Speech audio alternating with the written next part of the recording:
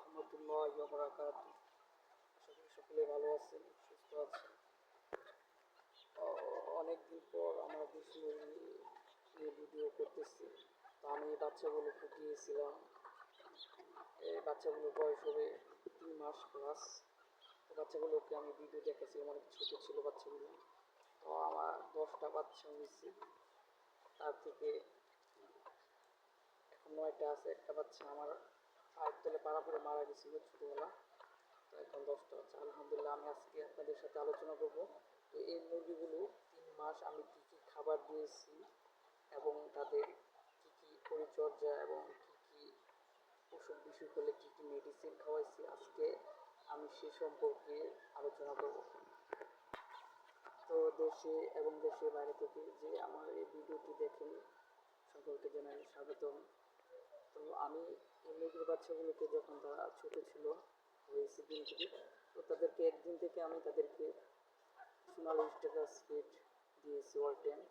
তো সোনালি status feed একদম 0 দিন থেকে একেবারে 60 দিন পর্যন্ত তাদেরকে আমি সোনালি স্ট্যাটাস ফিড দিয়েছি। তো 60 দিন হওয়ার পর তাদেরকে আমি সোনালি স্ট্যাটাস ফিড বন্ধ করে দিয়েছি।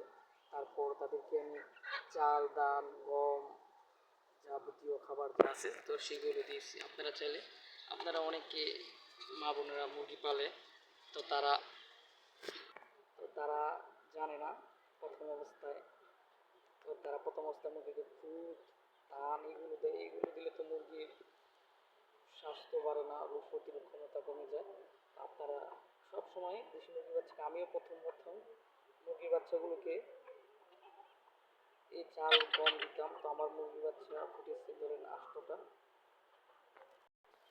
আমার মুরগি বাচ্চা ফুটেছে 8টা থেকে 4টা রয়েছে, বাকি সবগুলো 2টা 3টা থাকে, বাকি সবগুলো মারা যায়।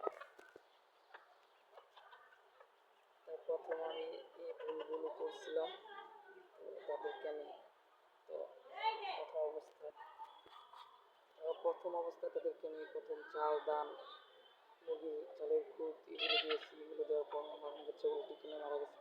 তো আমাকে আমি ভেটেরিনারি দোকানে তাদের সাথে কথা বলছিলাম, আমাকে মুরগির বাচ্চাগুলো আমার তো সবসময় মারা যায়, আমি তো সঠিকভাবে তাদের খাবার দিই। তো তারা বলছে তুমি কী খাবার দাও? আমি বললাম আমাদেরকে চালের খুদ, চাল দিই। এইগুলো দিলে তো মুরগির বাচ্চা টিকবে না, তাদেরকে সোনালি স্ট্যাটাস ফিড 60 দিন খাওয়াতে হবে। তো তারপর আমি তাদেরকে সোনালি স্ট্যাটাস ফিড 60 দিন পর্যন্ত খাওয়াই। তারপর থেকে যতবার মুরগি বাচ্চা ফুটিয়েছি ততবারই আমি তাদেরকে সোনালি স্ট্যাটাস ফিড খাওয়াইছি। তো আলহামদুলিল্লাহ আমার মুরগি বাচ্চা কখনো মরে নাই, কোনো ওষুধ বিষয় হয় না, তাদের রোগ প্রতিরোধ ভালো থাকে এবং তাদের স্বাস্থ্য খুবই তাড়াতাড়ি করে হয়ে যায়।